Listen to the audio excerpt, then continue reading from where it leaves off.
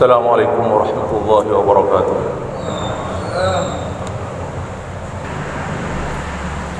Alhamdulillah. Alhamdulillahi rabbil alamin. Amara bisyukrihi wa dzikrihi. Wa asyhadu an la ilaha illallah wahdahu la syarika lah. Syahadata man arafa rabbahu faqaddarahu haqqa qadrih.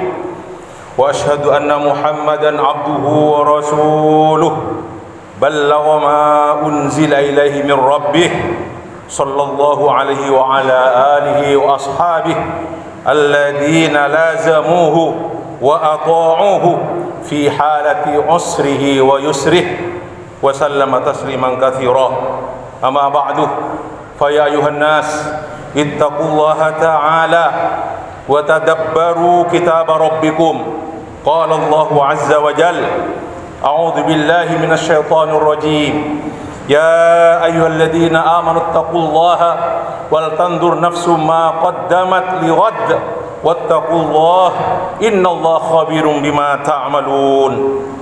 Ma'asyiral muslimin, jamaah salat Jumat, azanallahu wa iyyakum ajma'in. Ada satu riwayat yang diriwayatkan oleh Ibnu Majah dari Maula Utsman ibn Affan, budak beliau Utsman. Dia bercerita bahwasanya suatu ketika Utsman itu datang ke kuburan dan dia berdiri dan menangis sampai air matanya itu membasahi jenggot beliau. Akhirnya ada seorang yang bertanya kepada Utsman ibn Affan, "Kamu ketika mengingat surga dan neraka kamu tidak nangis, tapi mengapa kamu ketika berada di kuburan ini kamu menangis?" Apa jawaban beliau radhiyallahu an? Qala Rasulullah sallallahu alaihi wasallam, "Innal qabra awwalu manzilin min manazilil akhirah."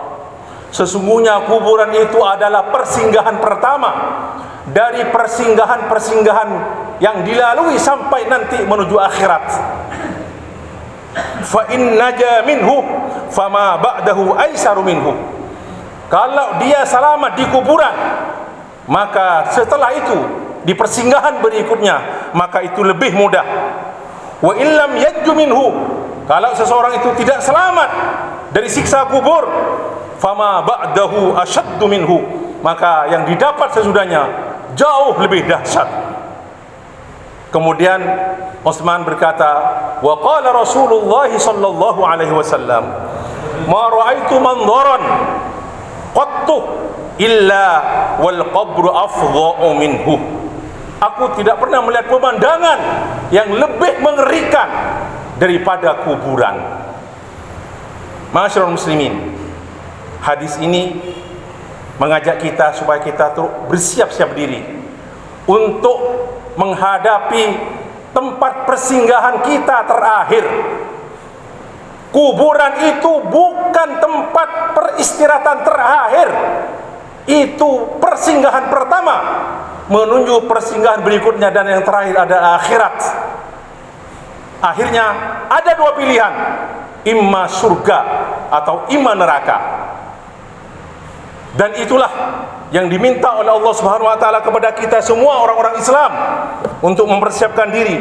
Dalam firman-Nya yang saya baca tadi, ya ayyuhalladzina amanu taqullaha wal tandur nafsum ma qaddamat liwat wattaqullaha innallaha khabirum bima ta'malun. Wahai orang-orang yang beriman, bertakwalah kepada Allah, dan masing-masing orang hendaklah memperhatikan apa yang dikerjakan untuk esok.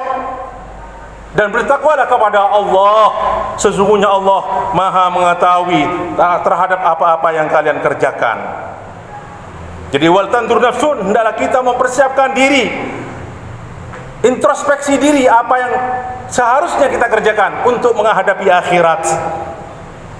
Karena banyak dari manusia ini, ketika dia menumpuk kekayaan dunia, yang ia ingini adalah apa? Untuk jaminan masa tua, untuk jaminan masa depan, jaminan anak cucu. Itu hanya di dunia. Dan jaminan seperti itu adalah jaminan yang semu, masa depan yang semu. Masa depan yang hakiki adalah masa depan yaitu di akhirat. Yang tersisa dari setelah kita meninggal dunia, apa yang kita kerjakan di dunia ini, bukan apa yang kita tinggalkan untuk anak cucu kita, bukan harta yang kita miliki dengan nilai sekian triliun atau sekian miliar, bukan itu.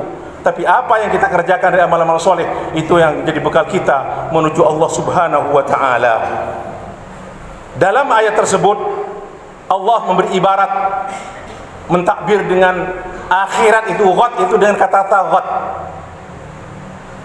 Wal tandur nafsun ma qaddamat li ghadin, apa yang dikerjakan untuk hari esok.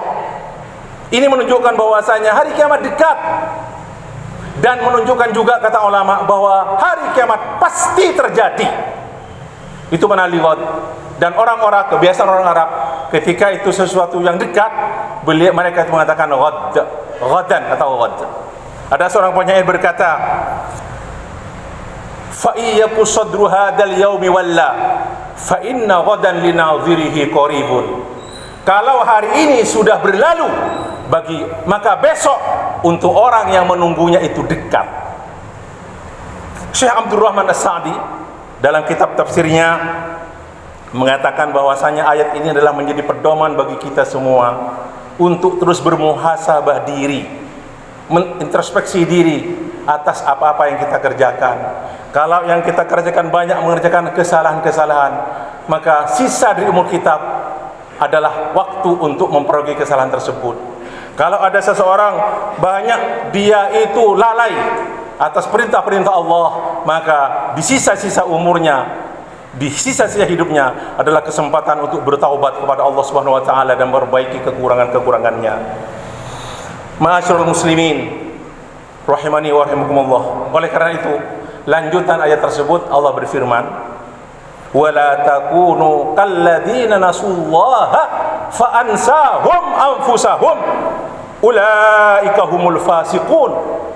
Dan janganlah kamu wahai orang mukmin menjadi seperti orang-orang yang lupa kepada Allah, maka Allah akan menjadikan mereka lupa kepada diri mereka. Ini disini ada al-jaza'u min jinsil amal, balasan dari Allah serupa terhadap seperti apa yang mereka kerjakan. Ketika mereka melupakan Allah, maka Allah menjadikan mereka lupa terhadap dirinya. Seseorang yang lupa pada dirinya sudah tidak memikirkan apa-apa, yang dikerjakan hanya dosa-dosa saja. Yang terjadilah menghancurkan diri sendiri karena lupa atas dirinya sendiri. Na'udzubillah min dzalik. Ulaika humul fasiqun. Mereka itulah orang-orang yang fasik.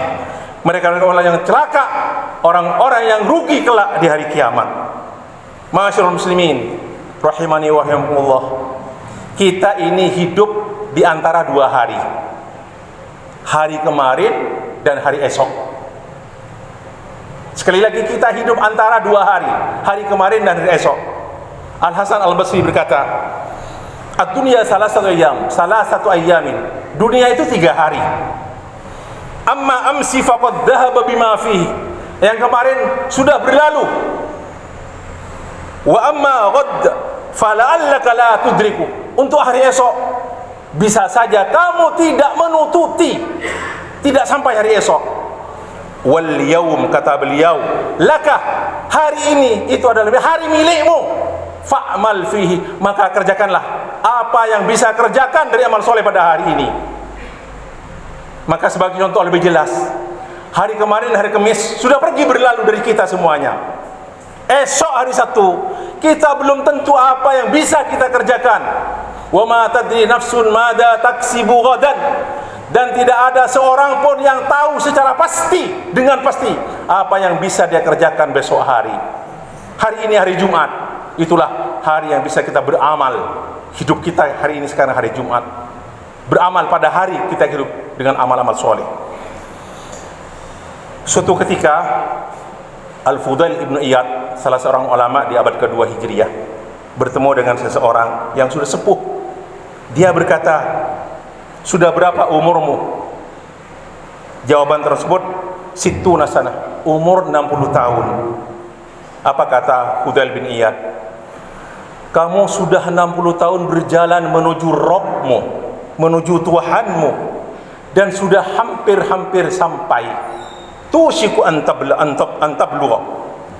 Berkata terus, ya Aba Ali, Burfadal ini Abu Ali kunyahnya, inna lillahi wa inna ilaihi raji'un. Berkata Fudail bin Iyad, ta'lamu ma qult, apa yang kamu katakan? Tahu apa yang kamu katakan? Qultu inna lillahi wa inna ilaihi raji'un. Bertanya lagi Fudail, ta'lamu ma tafsiru, tahu enggak kamu apa tafsiran inna lillahi wa inna ilaihi raji'un? Qala fasru lana ya Aba Ali, tafsirkan tolong Abu Ali, apa tafsiran inna lillahi wa inna ilaihi raji'un?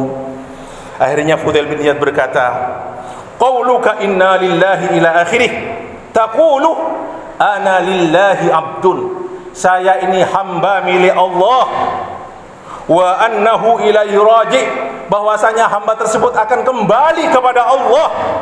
Falyalam bi an wa man ya'lam bi annahu raji'un ila Allah falyalam annahu mauqufun. Orang yang sadar dia akan kembali kepada Allah, maka hendaklah dia tahu, sadar dia akan berhadapan dengan Allah. Wa man alima bi annahu mauqufun falyalam bi annahu mas'ulun. Siapa yang sadar dia akan bertemu dengan Allah, maka dia pasti akan dimintai pertanggungjawaban. Wa man alima annahu mas'ulun falyu'idda lis-su'ali jawaban. Siapa yang sadar dia dimintai pertanggungjawaban, akan ditanyakan, maka hendaklah dia mempersiapkan jawaban untuk pertanyaan tersebut. Bertanya terus orang yang berumur 60 tahun itu, qala famal hila, terus bagaimana solusinya wahai Abu Ali? Qala yasira, mudah. Secara teori memang mudah, yasira. Apa kata beliau? Kata orang lagi, mahya, apa itu? Apa solusinya? Qala tuhsinu ma baqiyah yufar laka ma madha wa ma baqiyah fa innaka in asa'ta fi ma baqiyah ukhitta bima madha wa ma baqiyah. Artinya, hendaklah kamu berbuat baik pada sisa-sisa umurmu, niscaya akan diampuni dosa-dosa kamu yang lewat dan yang akan datang.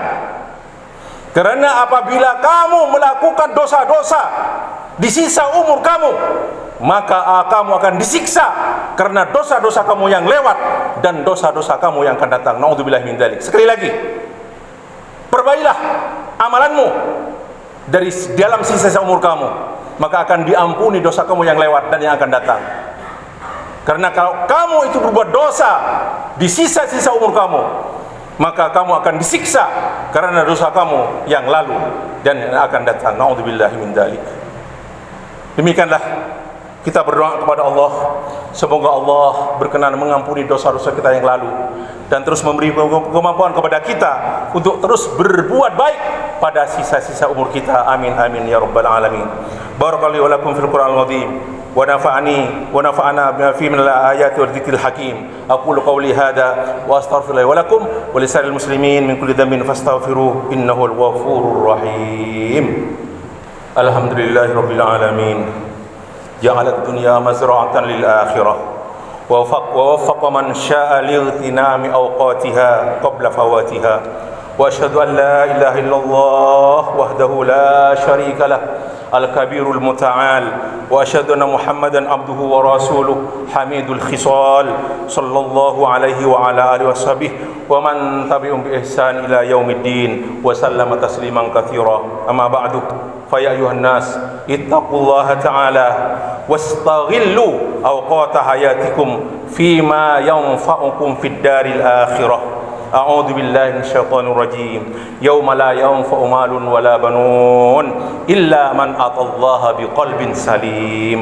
ألا وصلوا وسلموا على خير خلق البرية كما أمركم بذلك رب البرية فقال عز من قائل إن الله وملائكته يصلون على النبي يا أيها الذين آمنوا صلوا عليه وسلموا تسليما اللهم صل على محمد وعلى آل محمد كما صليت على إبراهيم وعلى آل إبراهيم إنك حميد مجيد وبارك على محمد وعلى آل محمد كما باركت على إبراهيم وعلى إبراهيم إنك حميد مجيد اللهم ارض عن خلفائه الراشدين المهديين أبي بكر وعمر وعثمان وعلي وعن سائر الصحابة والتابعين وعنا معهم برحمتك يا أرحم الراحمين اللهم اغفر للمسلمين والمسلمات والمؤمنين والمؤمنات الأحياء منهم والأموات إنك سميع قريب مجيب الدعوات يا قاضي الحاجات اللهم أصلح أحوال المسلمين في كل مكان اللهم ألف بين قلوبهم واجمعهم على الحق يا رب العالمين اللهم فرج هم المهمومين